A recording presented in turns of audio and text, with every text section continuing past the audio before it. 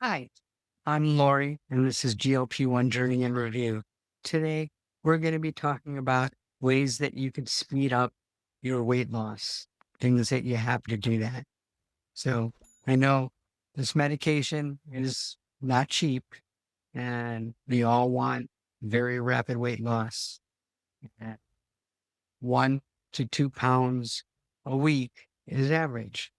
And we're going to help you get to the highest of that, like the 2 pound. And again, it all depends on how much you have to lose, but these are just some tips on how you can speed it up. Number one, concentrate on protein. Protein is so important.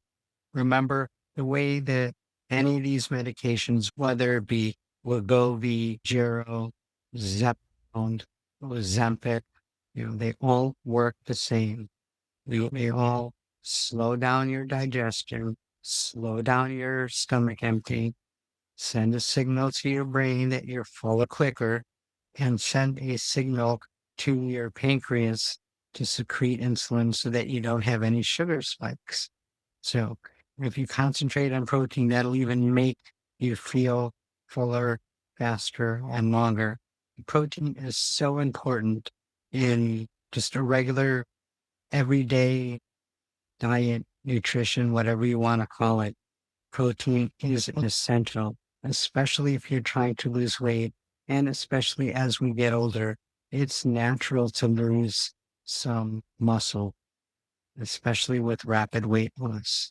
And protein helps preserve the muscle. People that have the healthiest diet eat a lot of protein. I personally go for about 90 to 100 grams of protein per day. They say a GLP-1 rule of thumb for protein is to take your weight.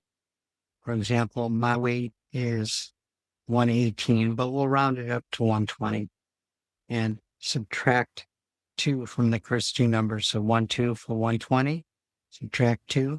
So that gives you 10. So you basically want 100. And that is the rule of thumb. So that is what I tend to go for. I try to get around 30 grams of protein per meal. Now, I know I'm not a breakfast person. I know I've said this 100 times.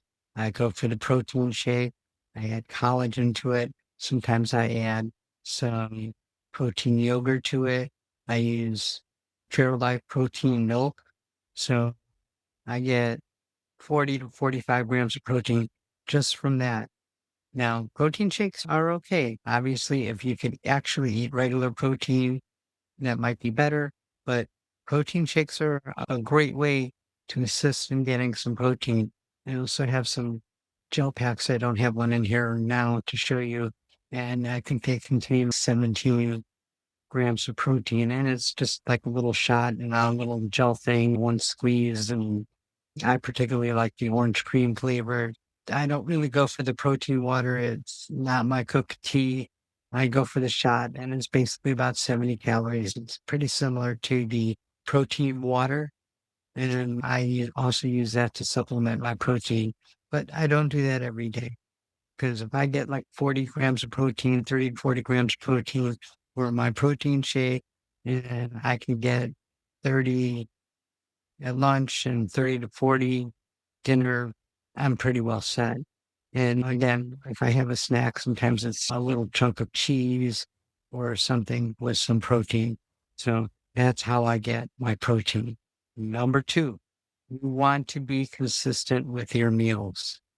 I don't mean that you want to eat the same thing, but you want to have your breakfast, your lunch, and your dinner around the same time. And this kind of gets your body knowing that, hey, I've got something coming. Like I don't have to panic. I know if you normally eat breakfast somewhere, for example, me, I do it at 10. And then between I have my lunch, when I start drinking my protein drink, it's like, hey, I know there's some real food coming in a couple of hours. Let's not panic. It doesn't have to hang on to it. And then lo and behold, it gets its lunch and it knows that I usually have a snack around 4 or 5 o'clock because I don't get home till 6:30, 7 o'clock. It knows that some fruit, maybe a little piece of cheese or something like that coming, or my protein pack, whatever. That's what I'll have. And it knows it's coming. So, it doesn't go into a freaking out starvation mode. Your brain is trained, and you're basically training it. And it's when all of a sudden that you stop this, that it just doesn't know what to do. I'm like, hey, what's happening here? What's going on? Why am I all of a sudden not getting what I'm supposed to? I better hang on to what I have because who knows what's coming when. And that's where you get into some trouble. Meal consistency, more of a time, not necessarily what you eat, because you want to change up what you're eating once in a while. For one thing, it gets a little bit boring. I know some people do that, and sometimes I do that. I have my typical 3 to 4 things for lunch, and we rotate them. But I used to be really bad and just have the particular one thing. Now my wife, she's like a chicken salad person, and she could have that every day. And I try to make sure that she changes it up a bit because again, your body just gets too used to it, and your metabolism just is too used to that exact food. You got to change it up a little just to change things around. Number three, make sure you're eating enough. Some people go drastic. I know I do that sometimes, and my wife is very guilty of that. Sometimes that's not quite enough. You want to have, there's measurements, use my ring, how many calories you need just to sustain life, let alone anything. And you can just have how much you walk. And again, on these TDE calculators, I do not put in how much I work out. If I go just a little bit over, I know I worked out. I just don't think that they're very accurate once you put in how much exercise that you do, because people think, ooh, I have these 200 free calories and they tend to be pretty far off as far as that. So make sure you're getting enough calories.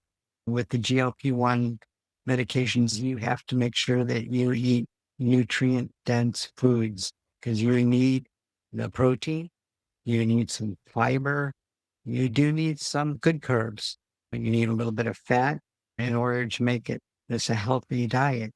Otherwise, one, it's not going to be healthy, and two, this is a way of life. It needs to be sustainable. And too low calories, come some time, your body's going to be needing certain vitamins. And all of a sudden, you're going to get hungry, and it's because you need a particular vitamin. Let's just use potassium. And it's not going to say, I'm craving potassium. It's just going to say that I'm craving food, and it's going to hope that you take in the food that you're craving that has potassium. Right? It could be vitamin C. It could be zinc. It could be lots of things that if you don't have a good, healthy, and again, you just all of a sudden get that hunger and hope that you eat the right thing, which leads to binge eating because you're going to keep that hunger feeling until you get the correct vitamin. And like I said, it's not coded. You're not going to know what it is. It's not like all of a sudden I'm going to be craving potassium or a banana or something like that. It's just going to say, I'm hungry. I'm craving food and hope it gets the right food. Number four, move around. You don't have to join an expensive gym, but some resistance training would be good. You know what you could do. You know what you have to do. So if I know I'm not going to work out, I try to get some extra steps in. I try to park a little bit further. It's a long walk between where I get my patients and bring them back. I try to make sure that I do that. I try to take the long way to certain things to get some steps while I'm sitting there waiting for certain results for a test that I have to do for my patient. I'm doing standing push-ups, things like that. It's going to help give you more energy, and it's just going to help with a lot of things. And let's not forget hydration. Hydration is so important. You could feel hungry, and it's just because you need hydration. And your body can't tell the difference. It's just hunger. So you might reach for food when really you just need more water or more fluids. So remember to stay hydrated. Hydration helps with so many things because this medication suppresses your appetite. But along with suppressing your appetite, it also suppresses your desire to drink. So make sure that you're drinking enough because you don't want to get kidney problems, kidney stones. It'll help flush the fat out. It'll help you with constipation, diarrhea, all those things that we're all worried about not having the hydration could actually be causing these side effects and not the medication or a combination of both. So, what do you think about these tips for losing the weight quicker on a GLP-1? Let me know down in the comments if you have any more tips or if you've done some of these right or wrong. Let me know.